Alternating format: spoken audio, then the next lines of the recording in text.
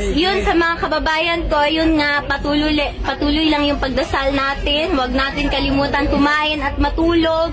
Magpahinga tayo. Tapos, huwag na natin silang patulan. Doon na tayo babawi sa eleksyon. Tapos, alagaan yung mga katawan, ha? Oo, alagaan yung mga katawan. Matulog, Ma'am, pakisama na rin po mga OFW, ma'am. Oo. Nakita ko sa sa internet ang daming mga protest, mga prayer rally ng mga OFW. So maraming salamat sa inyo lahat. Yes, ma'am. So, malaking bagay to para sa akin at sa pamilya ko. Kasi wala kaming hinihingi, yung dasal nyo lang, yun lang, okay na kami dun. Dasal at suporta, yun lang talaga. Mag-vitamins kayo ha, may vitamins dito. Maraming salamat sa vitamins, ma'am. Oo.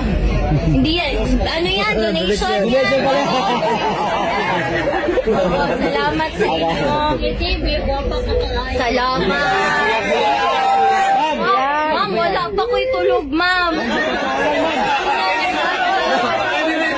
Ma'am Kitty.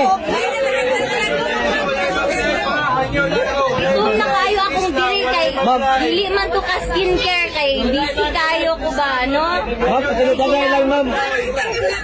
Ma'am, sa tinutanay lang, ma'am. Dugay sa ipabuti na, ma'am, oh.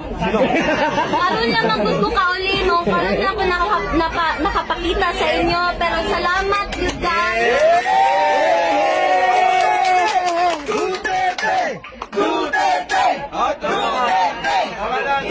Kita mo undang ka, kita mo undang. Ayun sa makauli siya.